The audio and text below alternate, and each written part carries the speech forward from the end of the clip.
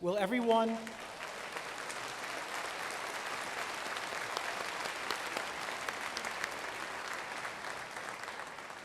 please rise for the national anthem? Leading us in the national anthem is a 2002 Chicago-Kent graduate, Galen Caldwell.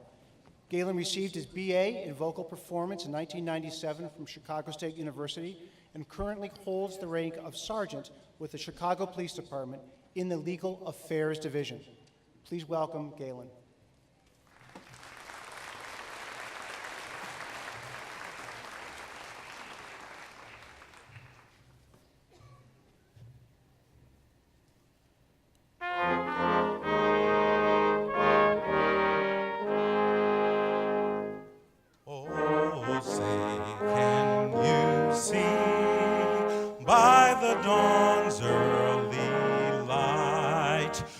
So proudly we held at the twilight's last gleaming, whose broad stripes and bright stars through the perilous fight o'er the ramparts we watched were so gallantly streaming, and the rockets' red glare, the bombs bursting in air, gave proof through the night that our flag was still there. Oh, say does that star-spangled banner yet wave o'er the land of the free and the home of the brave.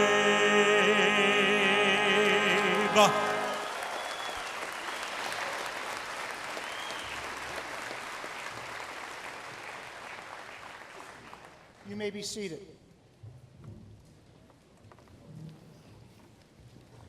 Good afternoon, happy Mother's Day, and welcome to the 2017 commencement ceremony of Chicago-Kent College of Law at Illinois Tech. Today, I am pleased to welcome our 2017 graduating class, as well as family and friends, to celebrate this great milestone. We celebrate your graduation as a community and know that without family and friends, this milestone would not have been possible. Joining me on the stage are Illinois Tech President Alan Cram, my colleagues, Chicago-Kent faculty, as well as alumni and friends of the school. It's been an amazing year. Chicago-Kent students finished second in the nation in the William McGee Civil Rights, the Evan A. Evans Constitutional, and the Andrews Kurth National Moot Court competitions. There were top 4 finishes in 4 separate national trial advocacy team competitions, including second place in the Georgetown White Collar competition. We received the Best Written Materials Award in the National Baseball Arbitration Competition, and even more incredible, in the first ever Fletcher Global Insolvency Competition, our team placed in the top 4 in the world, best in the United States. Indeed, we are, you deserve it.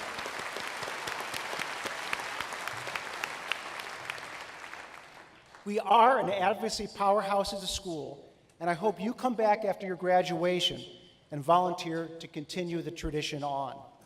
But you all as a group have accomplished so much more. 2 of you have won national writing awards, and 1 of you presented an academic paper at Cambridge University.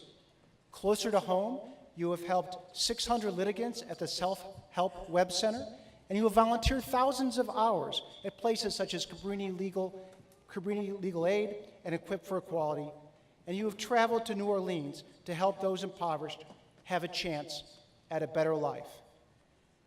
And all of you have gained the skills necessary to serve corporations and governments, individuals, and social causes. You are well positioned to parlay those skills into professional success in a constantly changing world. Today, however, is more about beginnings than endings. I wish you well in your careers, whether in law or elsewhere, and I encourage you to use those skills you have learned ambitiously, but with integrity and civility. Commencement is a moment to pause, to be proud, to reflect on what you have accomplished and hope to accomplish in the future. It is a rite of passage steeped in history and witnessed here by those you love and by the faculty who have seen you grow into the role of attorneys and advocates. Our first speaker this afternoon represents the J.D. class of 2017, this year's valedictorian, Symone Shinton. A first-generation American from Clearwater, Florida, Symone graduated summa cum laude from Florida State University with a Bachelor of Science in International Affairs. At Chicago-Kent, Symone participated in the Chicago-Kent Law Review, Moot Court Honor Society, and trial team, including receiving the Best Advocate Award for 3 separate rounds of the national pretrial competition. After graduation, she will join Greenberg Trauig's commercial litigation practice, where she hopes to practice in the product's liability field. Symone?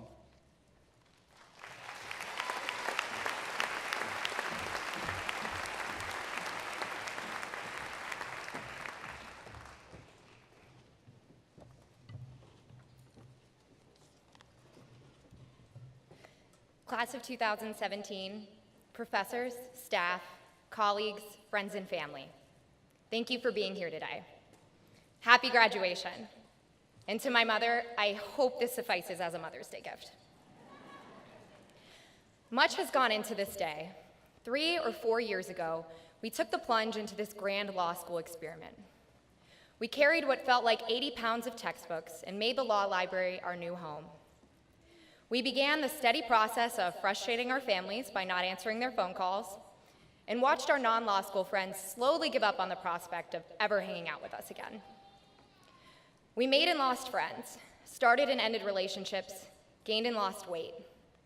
We learned about the concept of a work-life balance and quickly dismissed the idea of ever achieving it. We turned our group chats with friends into free daily therapy sessions. We made jokes about anxiety to make light of the fact that we were legitimately stressed out. But we made it nonetheless.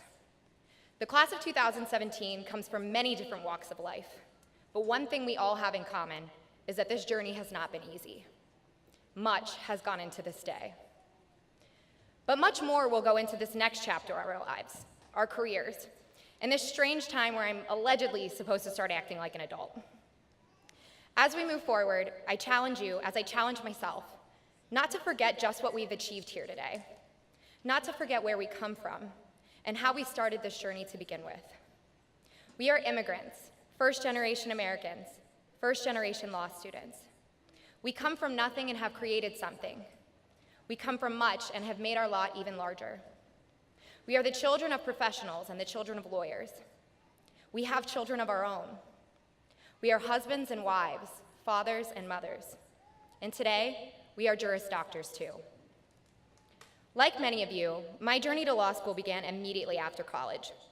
In fact, just 14 days after I graduated, I boarded my one-way flight to Chicago and found myself in Dean Souls criminal law. Suffice it to say, I was shell-shocked. I learned a lot in college, namely how to make it to my 8 a.m. Friday class on about 2 hours of sleep, but I didn't learn much about what it meant to be a professional, nonetheless an attorney. So I was desperate to nail down a definition to slavishly follow without exception. Law students love bright-line rules. In my equation for success, I equated happiness with laziness and misery with prosperity. The phrase free time became a pejorative, and I felt guilty if I ever wasn't doing something productive. I thought that the more overworked and stressed out that I felt, the closer I must be to success. It shouldn't surprise you to hear that I was wrong. Well, I was right that success is more often found in environments of hard work and dedication than bars, but misery is not the price to pay for success. Happiness and prosperity are not mutually exclusive. At work, I learned that success might be a joke that breaks the ice with a client. At school, I learned that success is asking your classmates for their Starbucks order and a late night in the library. I learned that figuring out that I hate an area of law is just as successful as figuring out what I actually want to practice. I found success in tears, and I found it in laughter. I found it in begging my colleagues to help me understand what in the world the Confrontation Clause means. I even found it in doing more complaining about studying than actual studying in the 9th floor study rooms. It turns out there is no neat equation for success. Success is as diverse as we are, and we can all find it in our own paths while simultaneously enjoying the work of our hands. We have all found it today in surviving law school.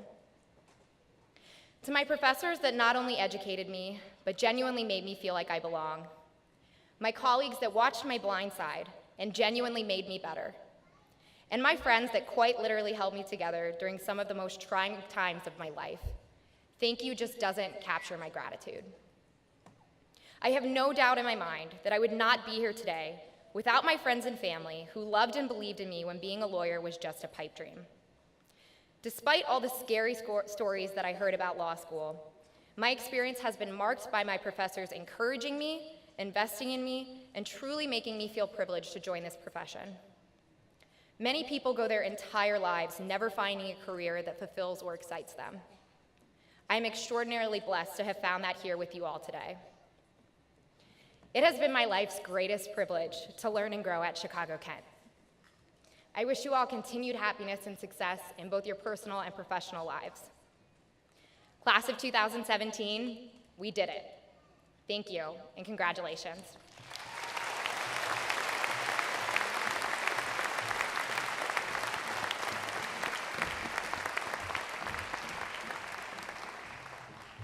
Thank you, Symone, for the lovely talk. This year, our LL.M class speaker is Artur Shatiryan, a graduate in the International Intellectual Property Law program.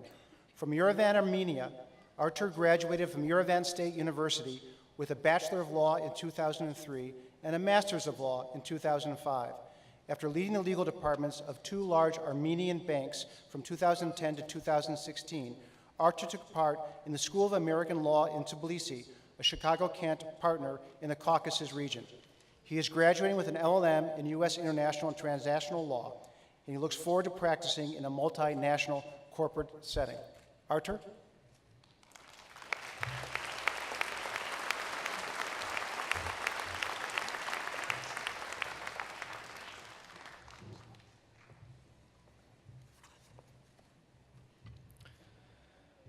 Good afternoon, Dean Krent, Harris, and Drake.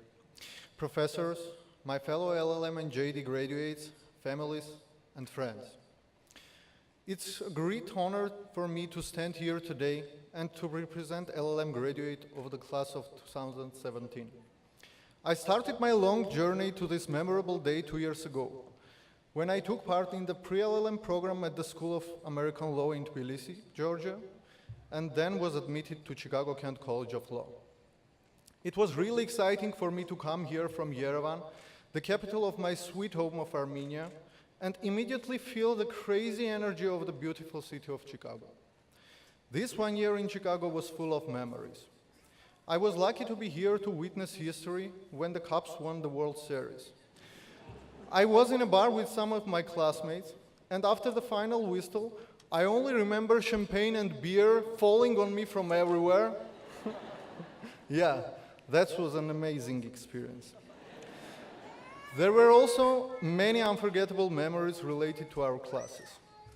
Right from the first few days, I guess that almost all LL.M students felt the same pressure of 2 major factors: the language barrier and the difference between American and our home country's legal systems.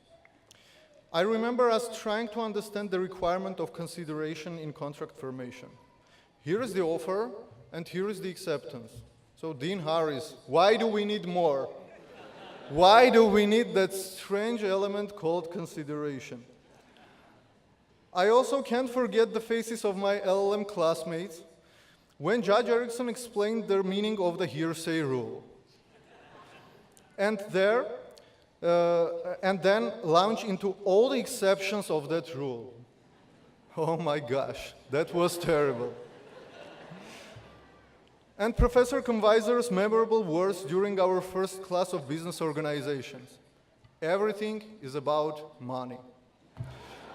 And I immediately understood that this class is going to be very interesting.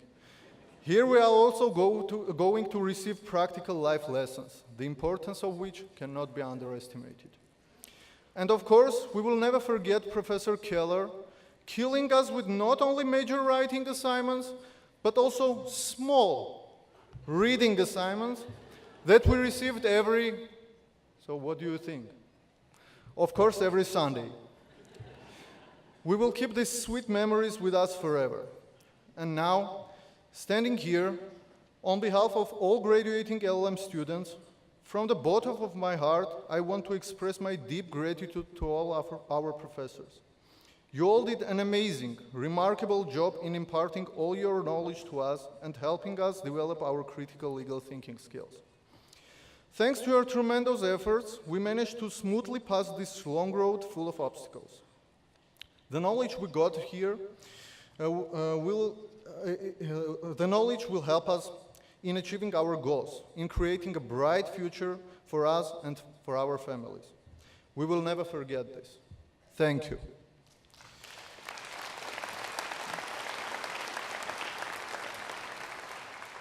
I want to thank my fellow students, my friends. I'm very happy that Chicago-Kent gave us a wonderful opportunity to get to know each other, to communicate with people from very different cultures, to make friends from all over the world. Now I can say proudly that Chicago-Kent helped us to become members of one huge family. I want to also thank my Armenian and American friends, and of course my family, my parents, my wife, my two sweet kids, and my brother. Without your understanding and support, I would never be here where I am now. Believe me, for a father, being far from your kids and wife during this long year was the most difficult part in my journey. Finally, being a proud Armenian, I want to thank my country and my nation for providing me with the unique heritage and culture of the Armenian people, and for creating me as an Armenian personality. I want to end my speech with 4 important messages to my fellow graduating students. Guys, always be honest, be confident, be professionals, and just be yourselves. God bless you. Thank you.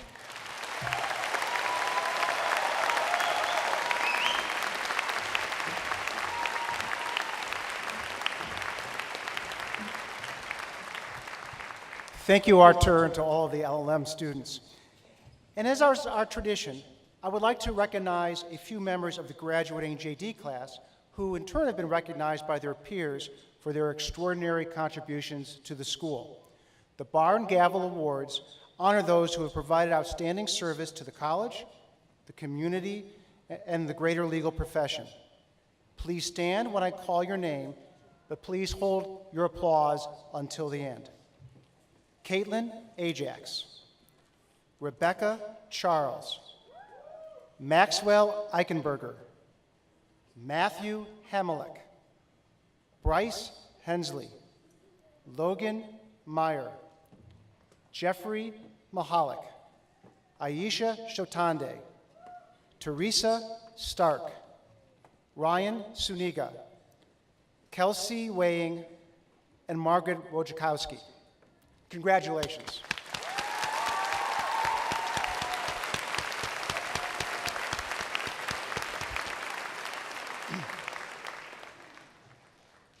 "22 guests on stage today are alumni or members of the Chicago-Kent and Illinois Institute of Technology. They have the special opportunity to see their children, spouses, and other relatives graduate while serving as a legacy hooder and welcoming them to the alumni community. This special tradition allows family members to bestow the doctoral hoods on their graduates when their names are called.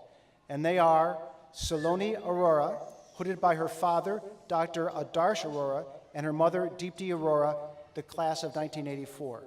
Melissa Berman, hooded by her father, Glenn Berman, class of 82. Michael Bertucci, hooded by his father, the Honorable Robert Bertucci, class of 83. Matt Cannon, hooded by his fiancée, Laurel Martinez, the class of 15. Anthony DeLongis, hooded by his father, Peter DeLongis, the class of '82. I think it's one of 5 members of the class of '82 who will be with us on stage today. James D. Tomaso, hooded by his father, Vincent D. Tomaso, class of '82. William Doerr, hooded by his father, John Doerr, class of '89. Jennifer Ellenby, hooded by her fiance, David Savitt, class of '15. Constance or Kelly Flanagan, hooded by her father, Thomas Flanagan, class of '63. Jelani Floyd, hooded by his cousin, Owen Shelby, class of '07. Paul King, hooded by his father, Peter King, class of '82. James Korenshin, hooded by his father, James Korenshin, class of '82. David Mahalik, hooded by his father, Paul Mahalik, class of '88. Jeffrey Mahalik, hooded by his father, the very same Paul Mahalik, class of '88. Kristen Opal, hooded by her sister, Kathleen Opal, class of '11, and brother-in-law, Brandon Dube, class of '11. Aaron Quinn, hooded by his brother, Aidan Quinn, class of '12. Daniel Rickert, hooded by his father, Edward Rickert, class of '88.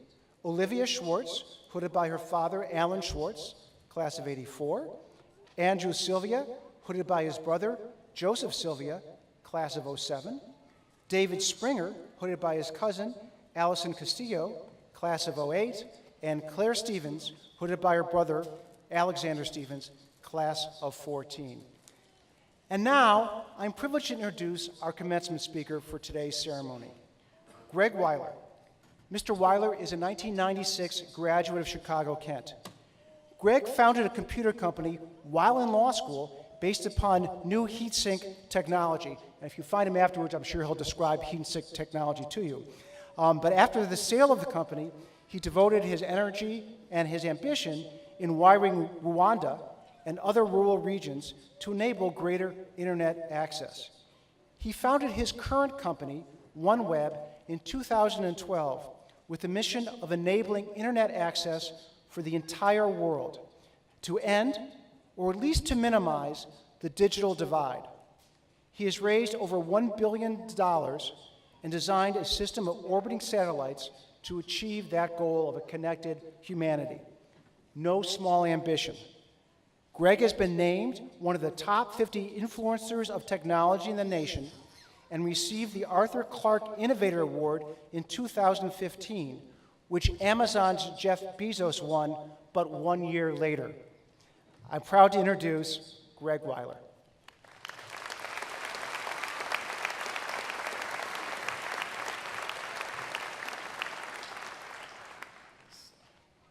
Thank you, Dean Krent and President Lamb and the class of 2017. It's really an honor to be here. So, congratulations. You made it through your first years. Your past few years have been really hard, I know. I was there. Law school can be all-consuming. Today is a day to enjoy your success. You have created a great foundation to accomplish a lot in your life. You're privileged. So what now? You've molded your brains into a super athlete. You can analyze issues, sort facts, and argue in earnest for an ultimate result. How should you use all this brain power? Is there any reason to use your intellectual resources to help your neighbors, your community, or even the world? Or should you focus on the highest paying job at the biggest law firm? I thought I would share a few of my experiences and a few pieces of advice that have helped guide me on my path. I will intertwine these with a few quotes and bits of advice that have stuck in my mind. Maybe they'll be helpful once in a while on your own journeys. I should start with, of course, Happy Mother's Day. If you do one thing after this, thank your mom. It was my mom who urged me to graduate law school in '96. I was busy with my first company, and she was always gently pushing me to finish what I started. Be a finisher. There is the first statement that has stuck with me for a long time. Finish what you start. It's easy to start a marathon, but be the person who finishes. Let's come back to that question of what now. Another piece of advice, which interestingly was given me by Jeff Bezos, was that you can have a job, which you go to and leave at 5 p.m. You can have a career, which utilizes your studies, challenges your mind. Or you can have a calling, something which combines all of your skills and accomplishes important goals that you can look back on when you're 80 with happiness and pride. Something to think about as you plan your future. Have you found your calling?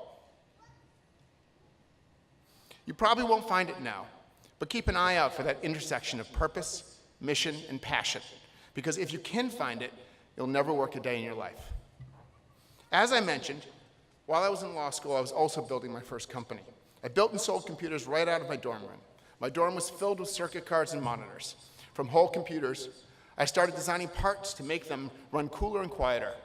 My little company grew until I became one of the larger suppliers to Dell and Hewlett-Packard. A few years after finishing law school, I sold it, which is actually when I gave my first scholarship for Chicago-Kent, and I happened to meet somebody, the father of one of the women in the school today who has a scholarship, so I'm glad it's working out. So a few years after finishing and selling it, I realized this is one of the places where my law degree was really helpful. It took days of negotiation, the last moments of selling the company, lots and lots of back and forth, and I was able to get right in the thick of discussions. So your law degree can be useful for many things beyond just being a lawyer. Just think about that as you go through life, because it's a great, great talent that you have. The funny and important part about this company that I built is that it really didn't matter. I mean, it mattered to me, but it didn't accomplish much for the world. If it didn't exist, few lives would have been changed. So let's get back to the question of whether you should use your skills to improve the world. It turns out that if you do things for the greater good, it actually brings you the highest form of happiness. This has been validated in psychological studies. It's called eudaimonia, which means doing and living well, and was a subject of Aristotle's Nicomachean Ethics. In short, the good news is that if you really want to drive for happiness, do things that help others. So after selling my first company, I decided to do something meaningful. I went to Africa and started connecting schools to the internet. I literally hired a bunch of people and started running fiber in the most remote parts of Africa. There were times we'd have 3,200 people trenching the roads. You'd drive for kilometers, and there'd be people with shovels up and down the roads building their own infrastructure. What I learned was amazing. If given the tools and the opportunity, people wanted to help themselves. More amazing was the impact this had on their own lives and their community at the same time. With access to the world's information, people had the opportunity to learn about clean water. They could educate themselves about building their own businesses and understanding their government, civics, jurisprudence, and the foundations of intellectual freedom came to be. This brings me to my next statement. Pick your mission. I found mine. It was to help give everyone in the world access to the internet. Today, there are still over 4 billion people in rural and emerging markets without access. They are people just like you and I. Many are suffering with poverty, disease, and without information, an inability to have a stable government. As a thought experiment, think about this. Are we really any different? Suppose we took each of you, we went back in time, and you grew up without any internet. You had no ability to answer the question why about the world around you. Who would you be today? Well, for sure you wouldn't be sitting here because, for one reason, you couldn't access the online application. So what I found was that the they without internet was just us without internet. It's a problem we can solve, and solving it is right at the intersection of technology, policy, and law. So for the past 15 years, I've been pounding away at this problem. I started at the small scale of running fiber and 3G networks to schools in Africa.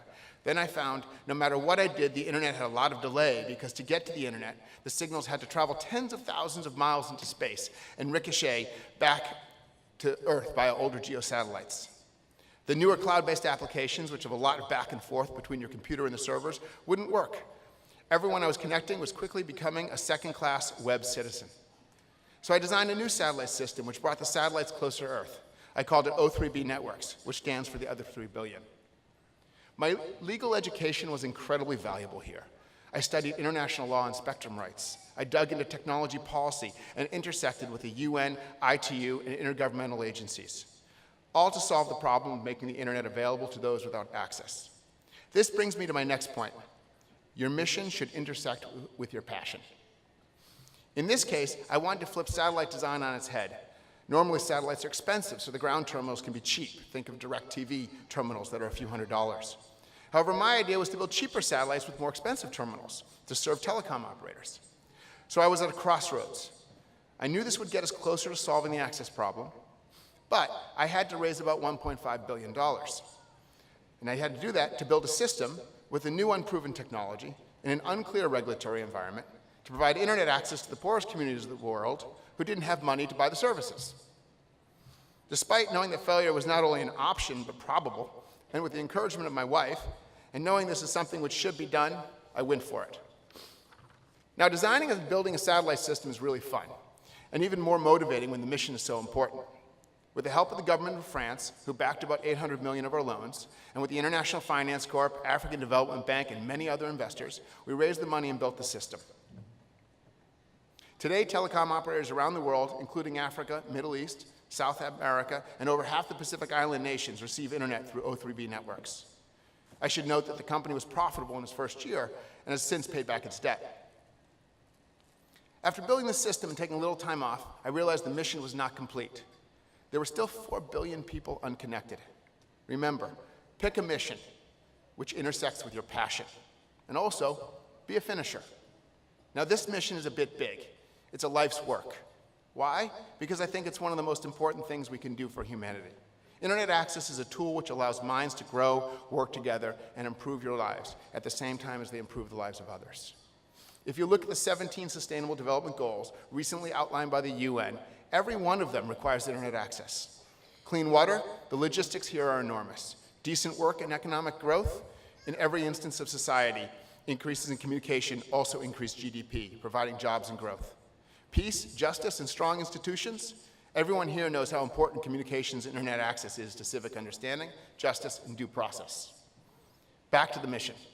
How do we solve it? I moved on to the last step of the plan. I founded a company to enable access for every school and ultimately every remote and rural village of the world. With hundreds of like-minded, eudaimonically happy people, we are passionately striving to create near infinite and ubiquitous bandwidth, which can be delivered to small, affordable internet access hotspots mounted on any roof. As I've highlighted, 4 billion people are living without access. We can bring everyone onto the same web. OneWeb will bring equal performance for everyone. This system will include over 2,000 ultra-high throughput satellites.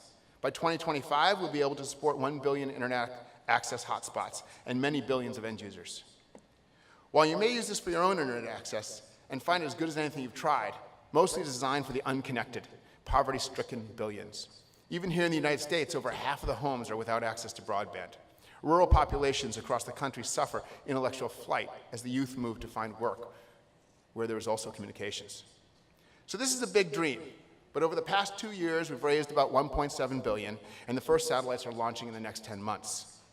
So many people have come together to make this system reality. It has been inspiring and exciting. Together, we believe we can fully bridge the digital divide by 2027.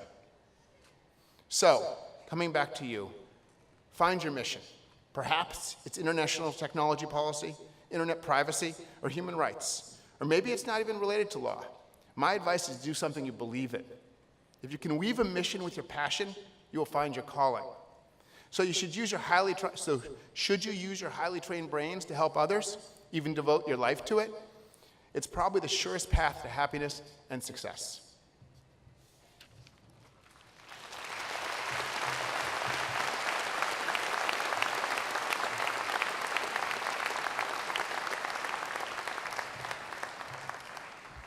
Greg has set an amazing example for all of us. Merge your passion and your skills to help others. That's a great short way of saying do good in the world. And I hope many of you can stand in his footsteps and internalize those lessons. Ladies and gentlemen, it's with great pleasure now that I present the 2017 graduating class of Chicago-Kent College of Law, starting with the candidates for Doctor of Juridical Science, and followed by the Master of Laws, and then the Juris Doctor degrees. I call upon Dean Catherine Baker to introduce the individual graduates.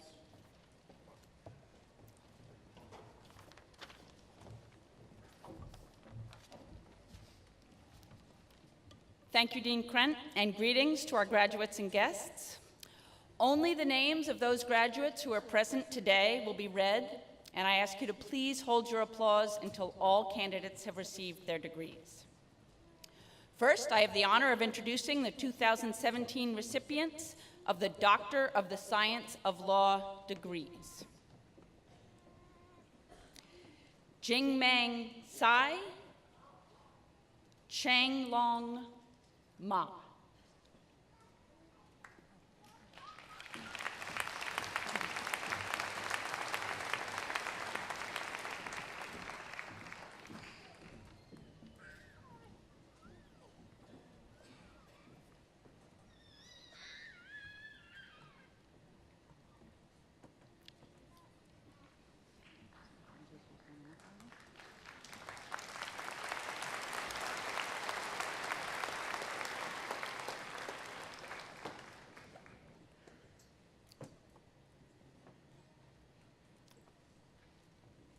Next, I have the honor of presenting the 2017 recipients of the Master of Laws degree in U.S. International and Transnational Law, Financial Services Law, International Intellectual Property Law, Taxation, and Trial Advocacy for International Students. Receiving the degree of Masters of Laws in U.S. International and Transnational Law, Audrey Benzow, Carolina Campo, Marcin Japlansky.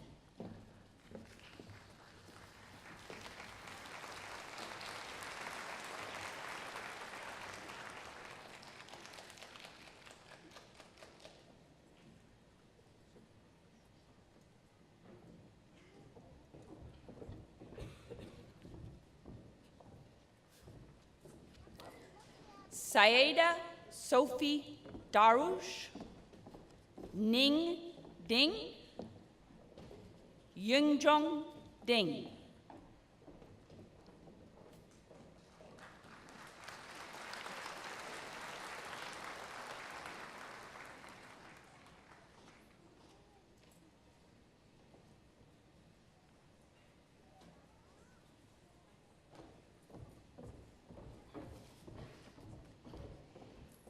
Ior Dmitriev,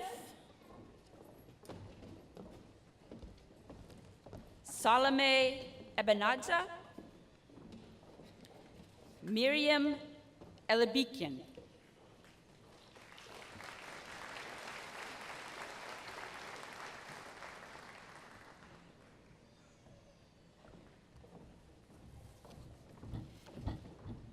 ZJ Fan, Maximilian Franck, Alexandra Galber.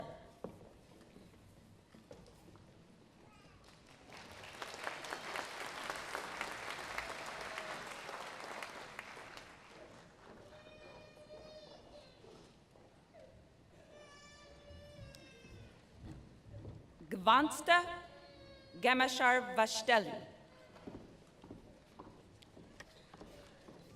Georgi Goshadze, Longqing Chan,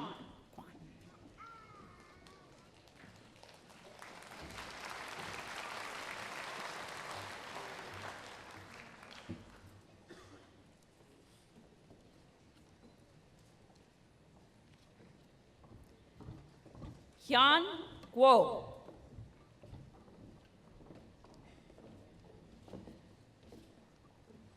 Evgeny Yulchenko,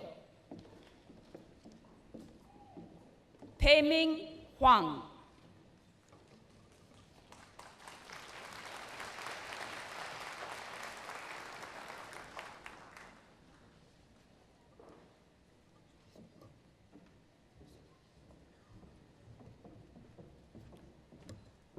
Haopeng Zhang, Lei Jin, Shofyeon Jin,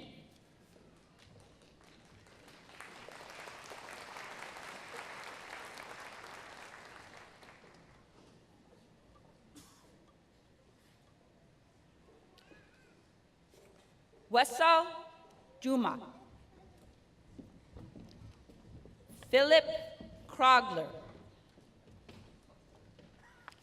Ji Lee,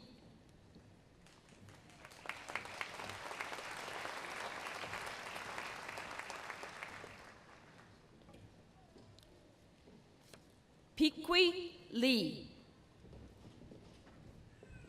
Shang Lee. Yiyu Lee.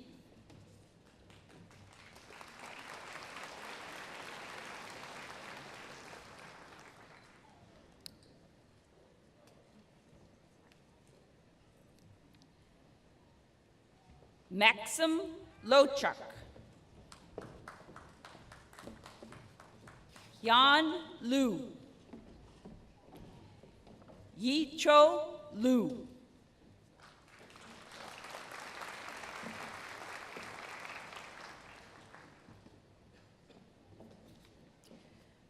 Christina Luchka.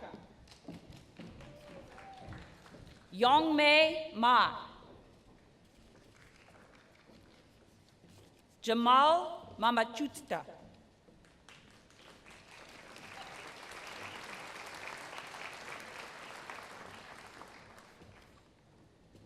Lasha Divani. Tekla Modabadstia.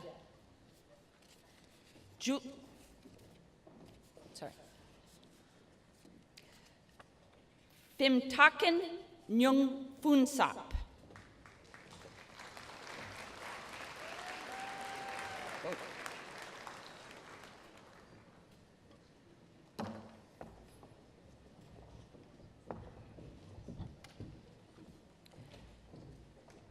Tatu Akrusvili.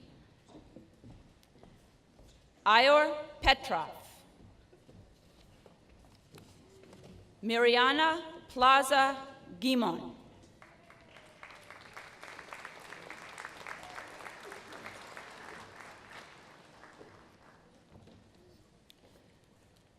Marta Savitska. Ruchak Saxena. Artur Shatiryan.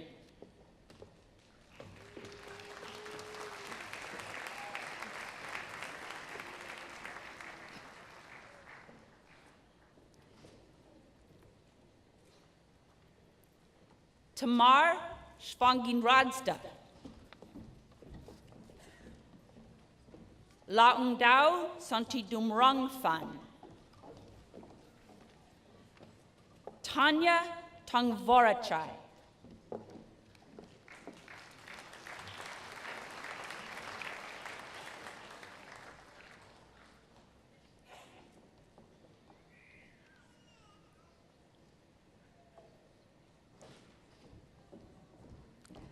Ani Chalitza. Ite Umar. Chuyu Wang.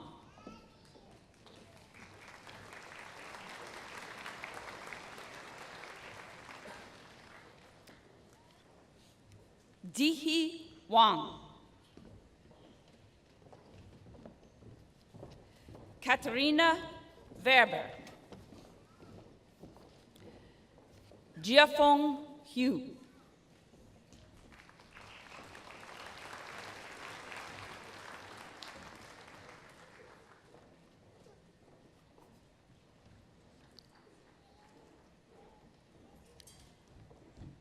Bo Cheng. Fenhua Cheng. Jenrui Cheng.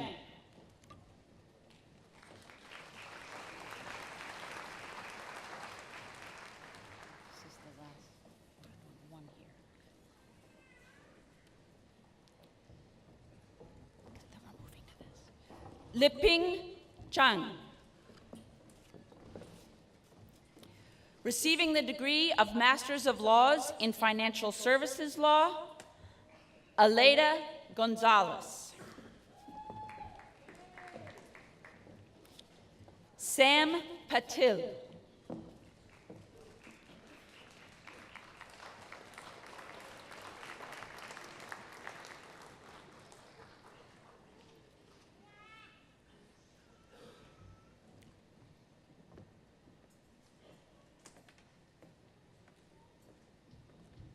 Shahat Kohli. Sandra Schwind. Yayu Wang.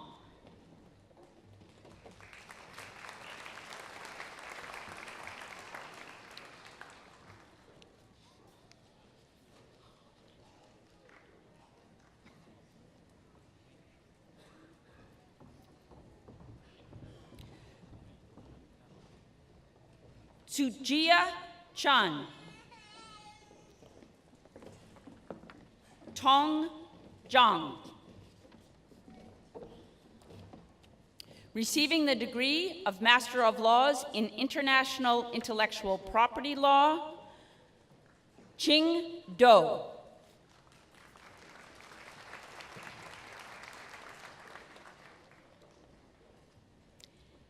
Ning Chia. Chungjun Li. Hinghua Li.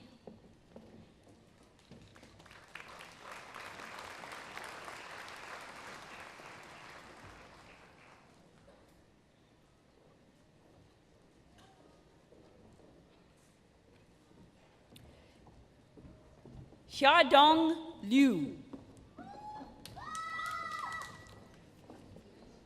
Yufia Liu.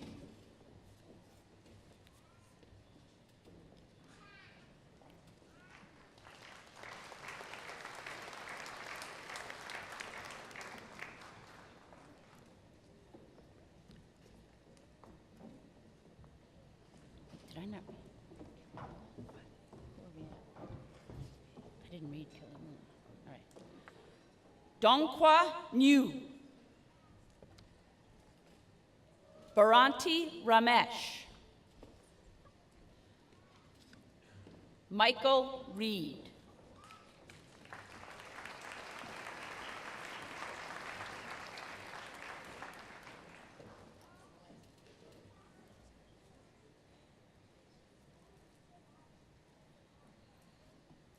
Nina Sass.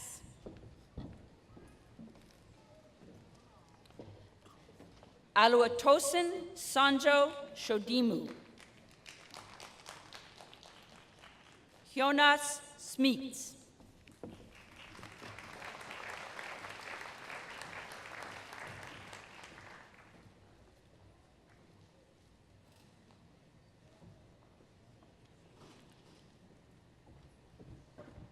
Shongping Wang.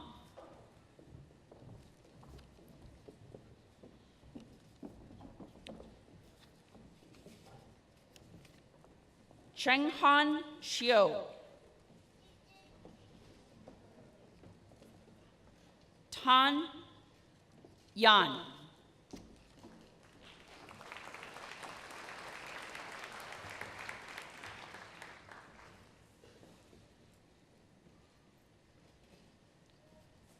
Yujia Yang.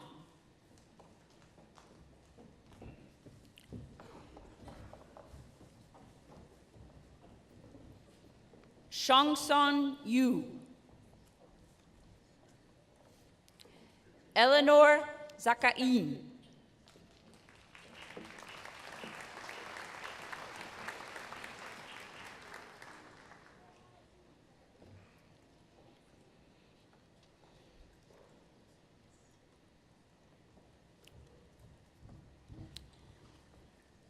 Fanhua Cheng. No. Yanya Cheng. Receiving the degree of Masters of Laws in Trial Advocacy for International Students, Elisa Zenner. Our final Master of Law graduate, receiving the degree of Masters of Law in Taxation and the Juris Doctor degree, Robin Lang.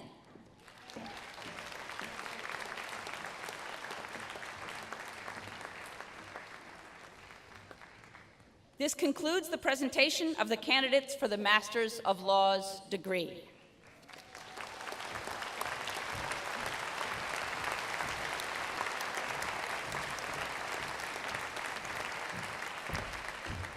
I now have the honor of presenting the 2017 recipients of the Juris Doctor degree. For those fall graduates who have taken and passed the bar exam, I will append Esquire when calling their names. Again, please hold your applause until the names of all the candidates have been read. Caitlin Ajax. Farah Albazaz. Masood Ali.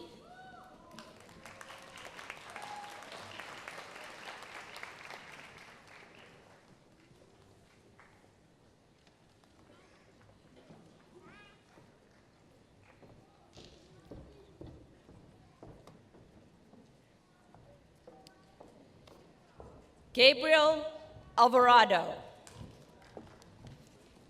Saloni Aurora.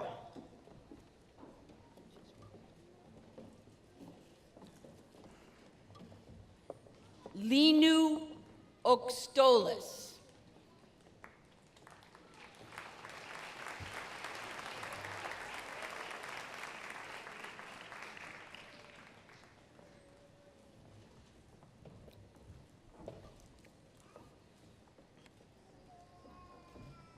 David Barr.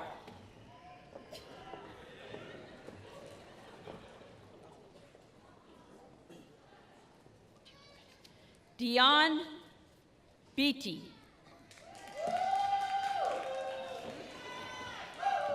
Melissa Berman.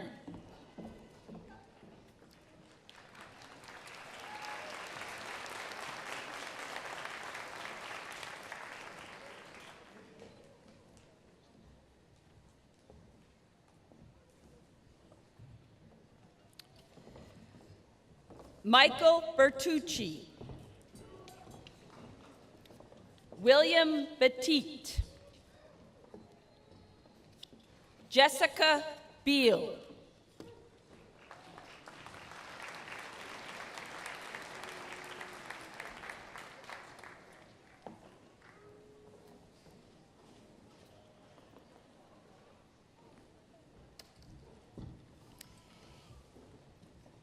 Yekaterina Boshkova.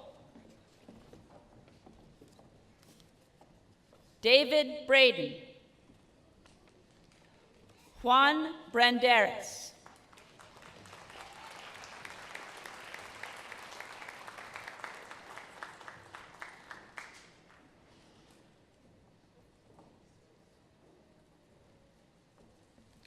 Terrence Brennan. Jenna Bressel. Maxwell Brooks.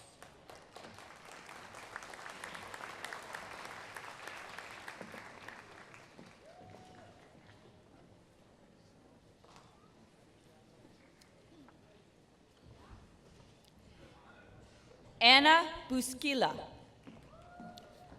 Alyssa Boosie. Aiden Butler.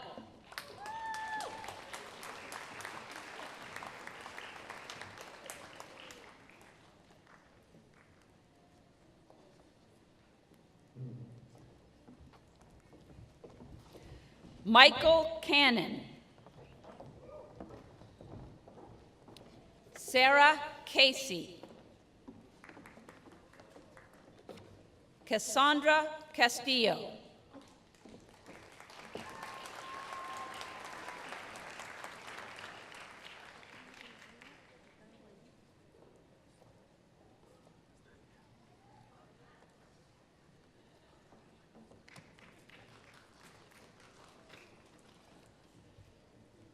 Ulisha Chambers.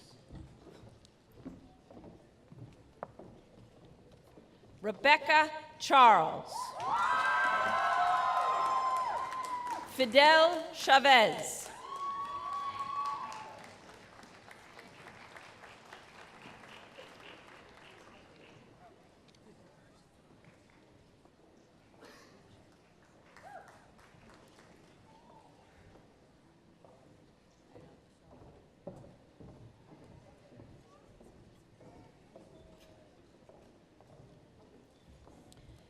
Mingru Chen.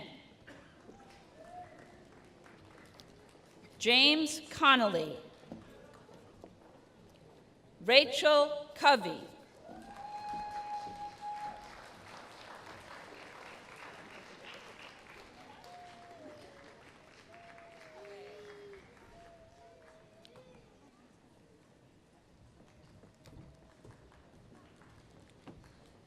Kelsey Cox. Courtney Cronin. Miranda Crowell.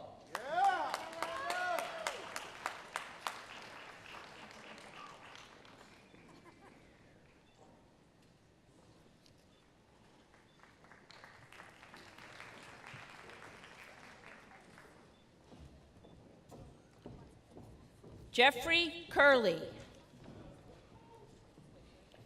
Mark Dasher. Nicholas DeBruni.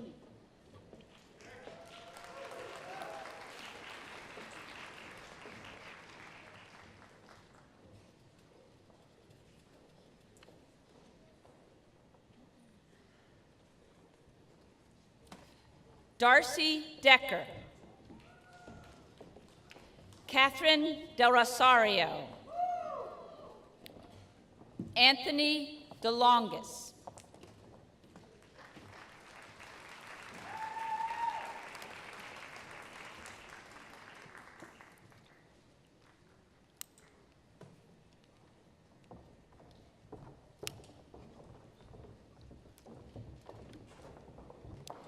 Nicholas DeRick. Keith Detweiler. Heriberto Diaz Alcantar.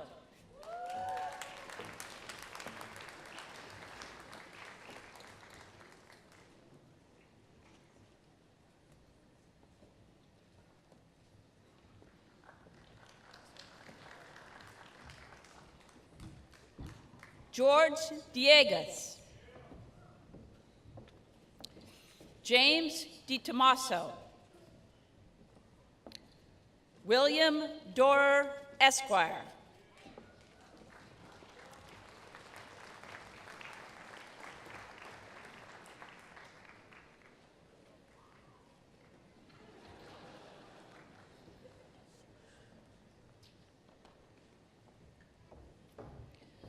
Lauren Dokes. Eric Donofrio. Tyler Ethington.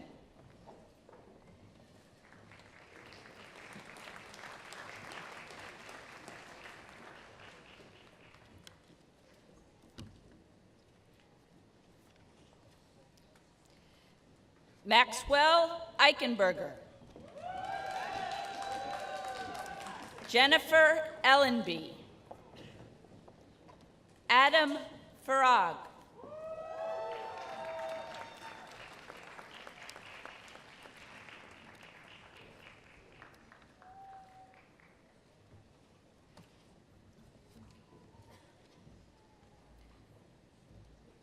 Connor Fitzpatrick. Constance Flanagan. Kelly Flavin Esquire.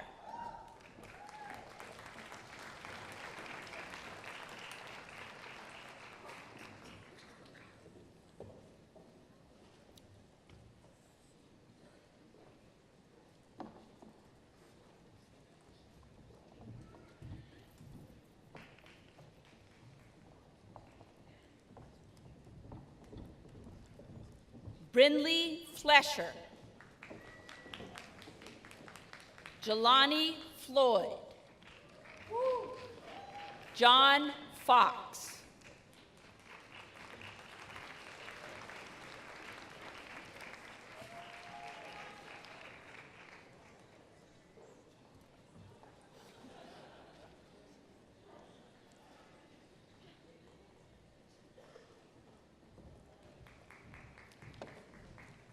Anthea Fuentes. Andrew Fullett.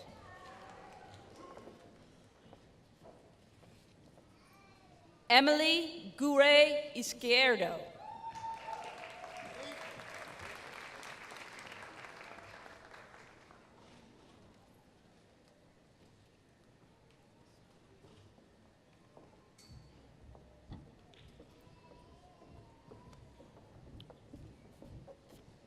Logan Gianquinta.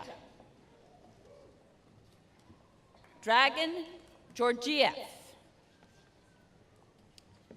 Jeffrey Goldberg, Esquire.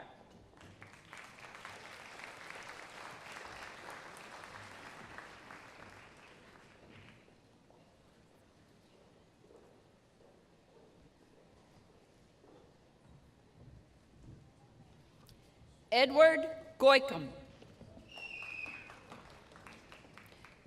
Diana Guler. Elena Gunn.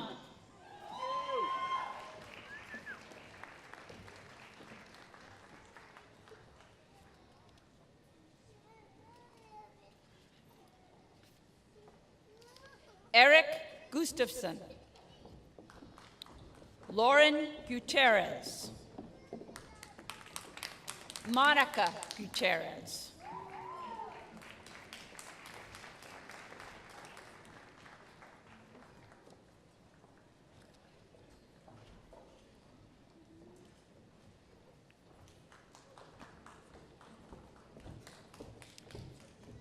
Nathan Hakimi.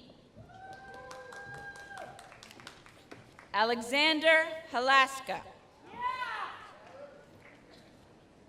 Matthew Hamelick.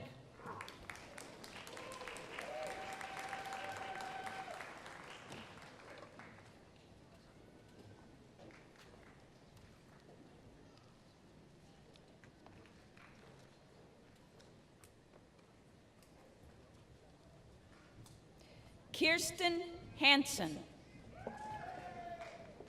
Megan Hines, Esquire. David Hines.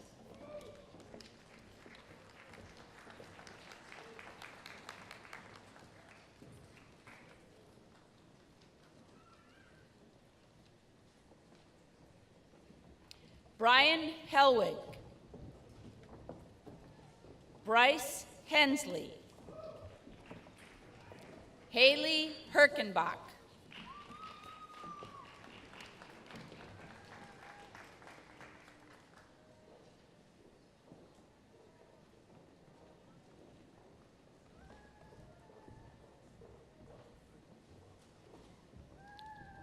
Alyssa Hurdle. Ruth Hill. Brittany Hawk.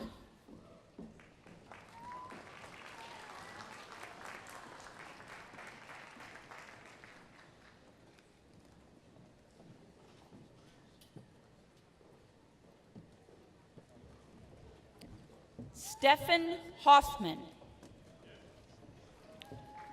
Rebecca Horgan.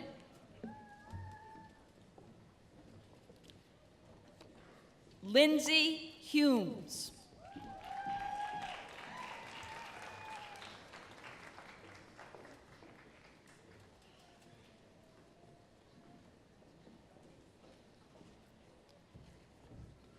Amina Husani. Rachel Irwin. Irina Ivanova.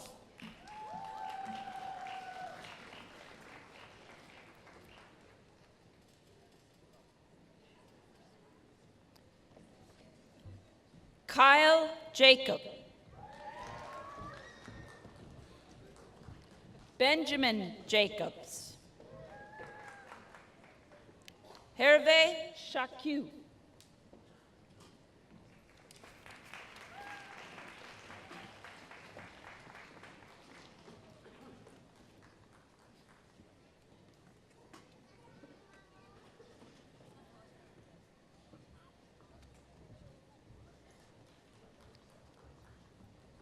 Andrew Joseph.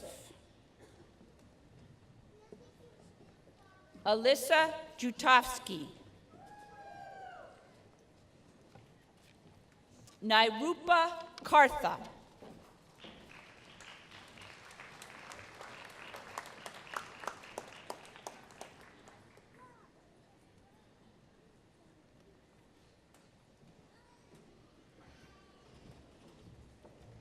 Warren Katz. Zartush Kadavande. Mark Kefarkas.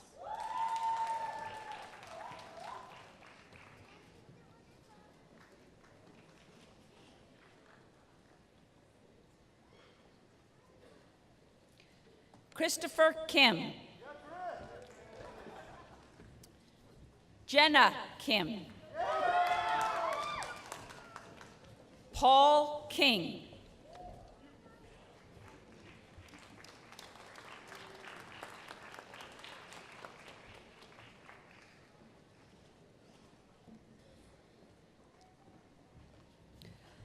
Metush Kita.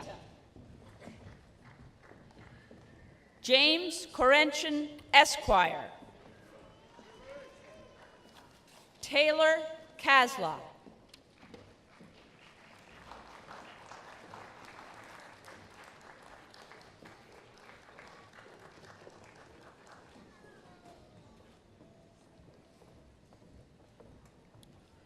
Dylan Kasan-Healy.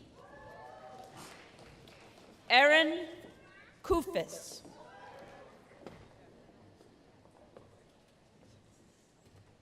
Stephanie Langley.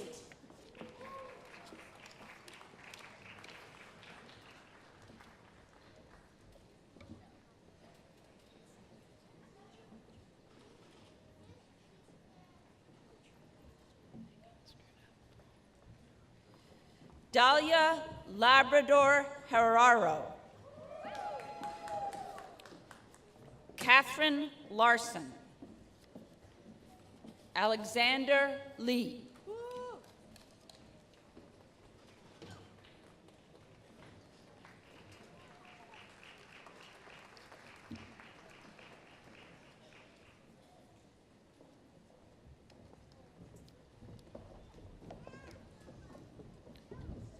Quan Wu Lee. Andrew Leach. Nicholas Leonard.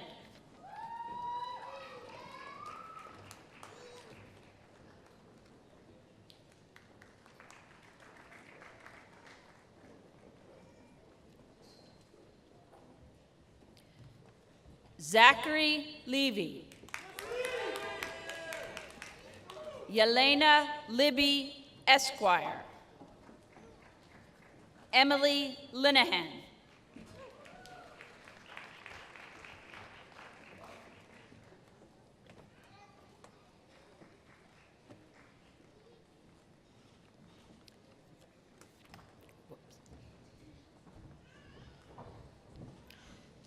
Jing Liu. Christina Makrovich. Manuel Mandujano.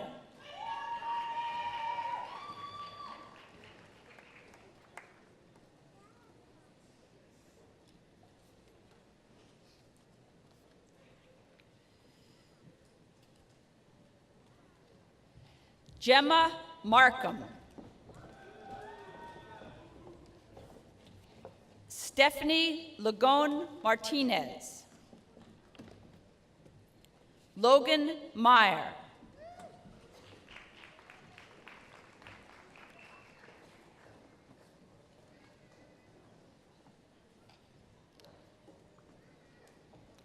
David Mahalik. Jeffrey Mahalik. Alexander Michelini.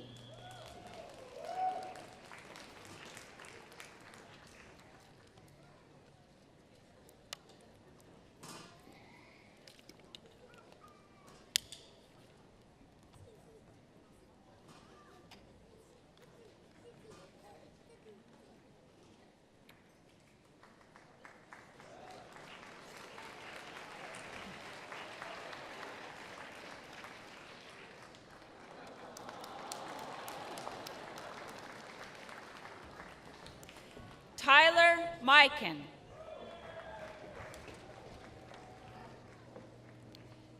Danielle McHale. Nicole Murphy.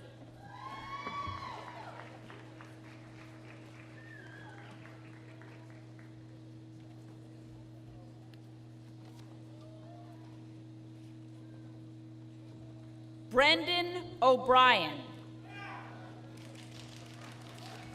William O'Dofin.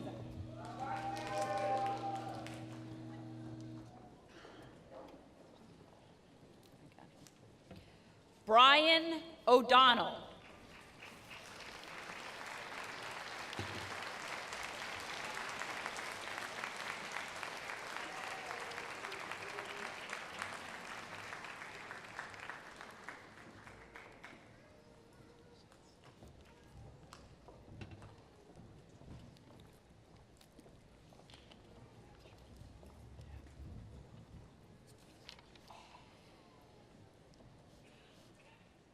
Ina Olesnicki.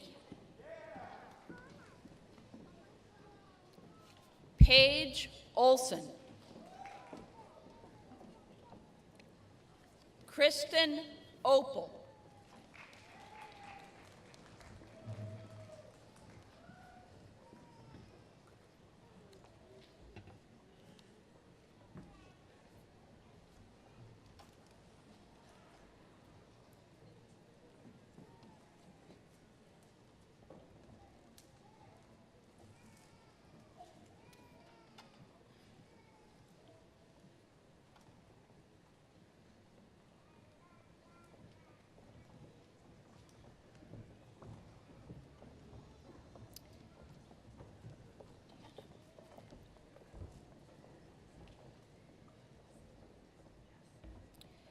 Deanna Ortiz.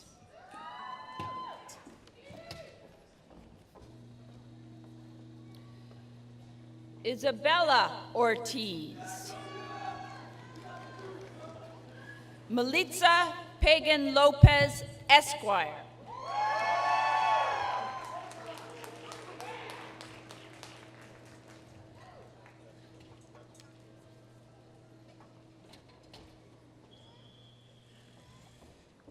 Joseph Paputzis.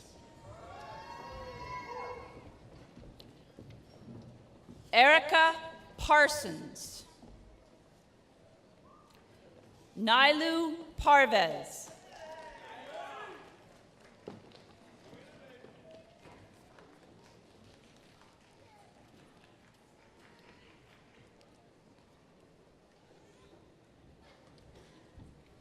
Maitri Patel, Esquire. Mega Patel. Miles Peralta.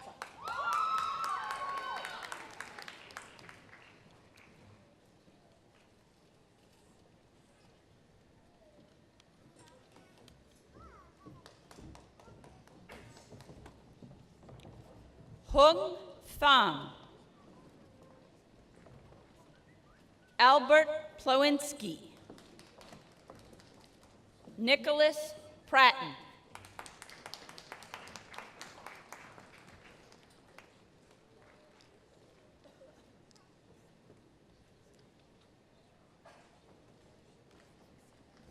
Rebecca Premo. Frank Pucci. Brett Pufall, Esquire.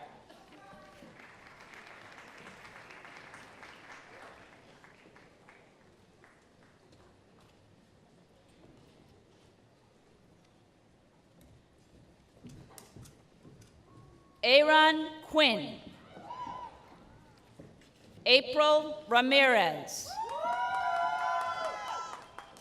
Mark Reel.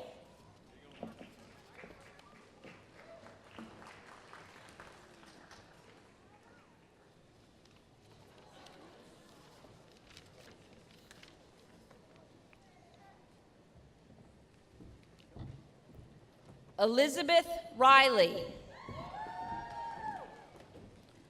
Alexander Reitzner. Brooke Reynolds.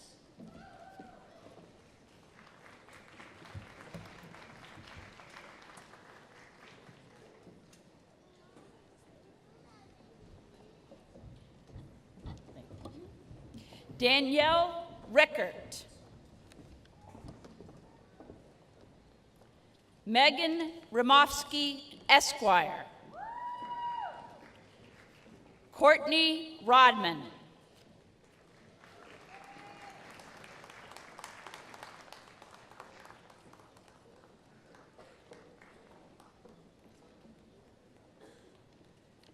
Mark Rogers.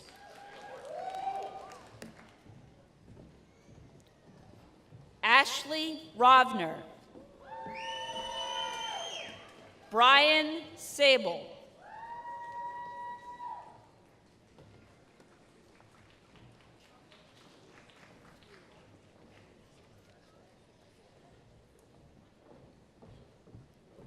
Daniel Sanders. Michael Sanderson. Olivia Schwartz.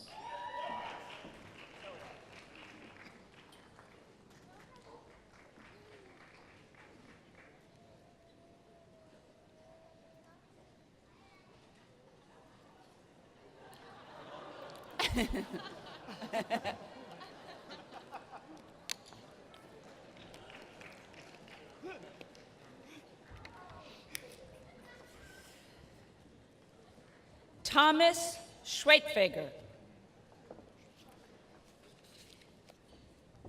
Kelly Scott. Alexandria Seidel.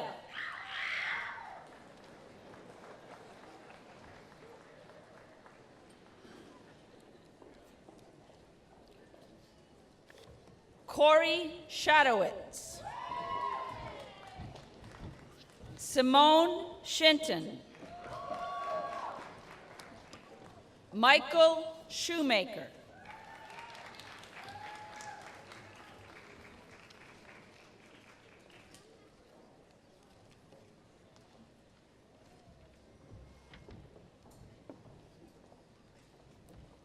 Aisha Shotonde.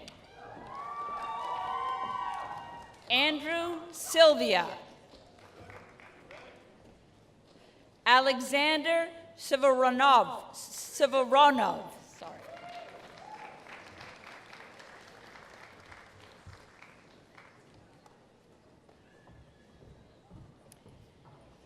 Daniel Smart. Juan Solis. David Springer.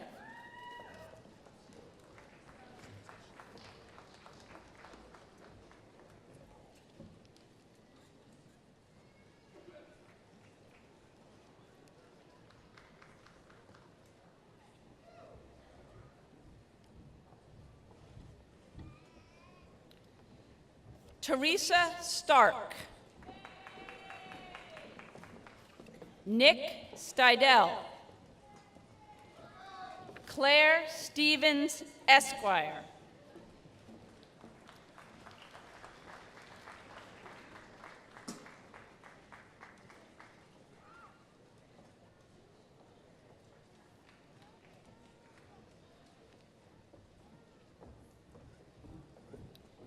Blake Stewart.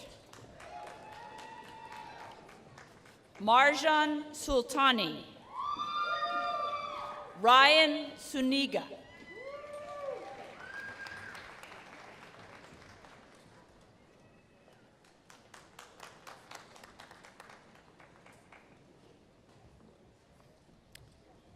Megan Sweeney.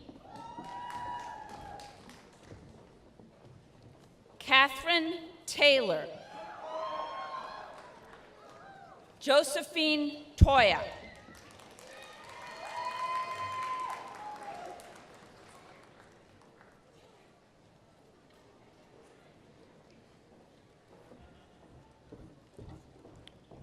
William Trong. Skylar Ufkis. Valia Varbanova.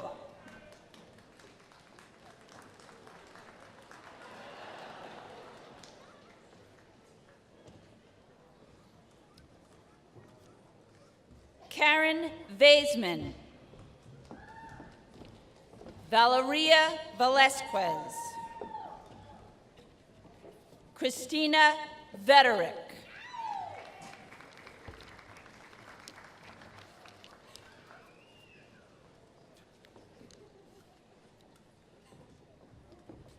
Rebecca Wagner, Esquire. Jeffrey Weil. Sander Weiner.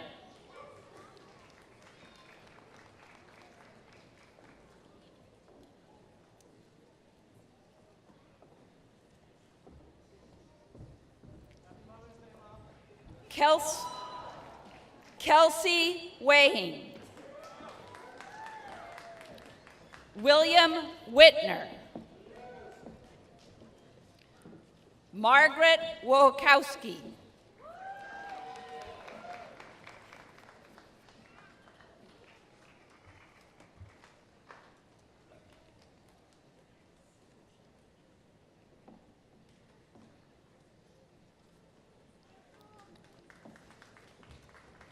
Stephanie Wolf.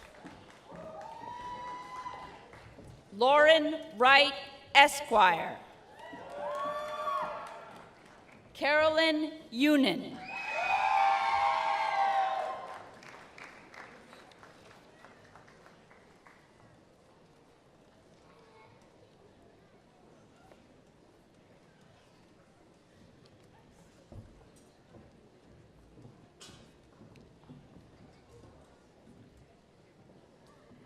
Jonathan Zarati.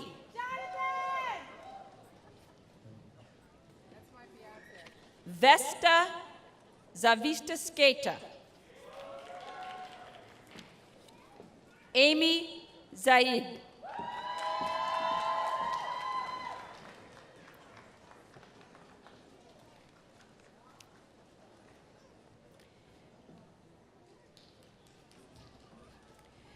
Minwee Cho.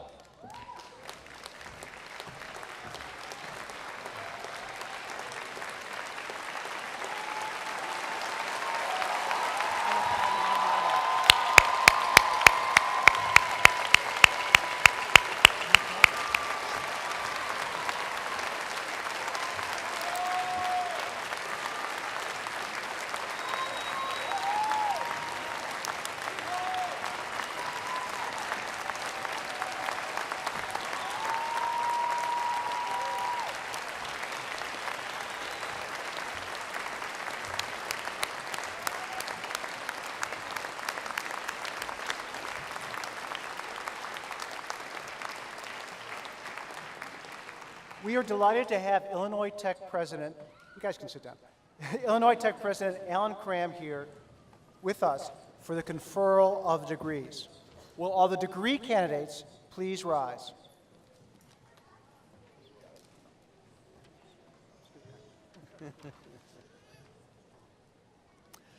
By virtue of the authority vested in me by the Board of Trustees of Illinois Institute of Technology, I confer upon you the degree of Master of Laws or Juris Doctorus and admit you to all its rights, privileges, and obligations. Please join me in congratulating the class of 2017.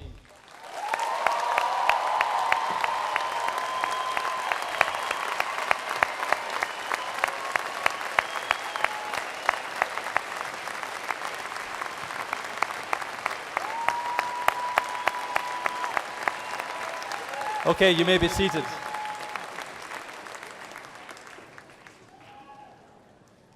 I want to thank our staff for their hard work in facilitating this graduation and for ensuring that we have such wonderful weather outside. But I also want to acknowledge the retirements this year of 6 long-term faculty members: Ralph Brill, Howard Eglett, David Rudstein, Ron Stout, Mary Rose Struby, and Dan Tarlock. And I'm delighted that Ron and Ralph are with us today. Together as a group, they have served the school for over 200 years. And they've served it, not each, and they've served it with outstanding scholarship, excellent teaching, and innovative programs. The school will not be the same without them.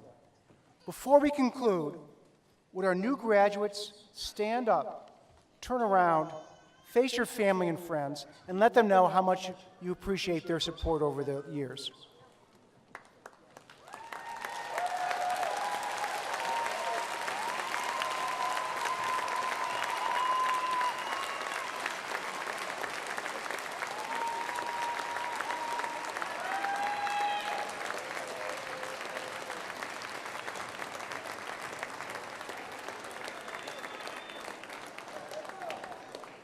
So that concludes the 2017 Chicago-Kent College of Law commencement.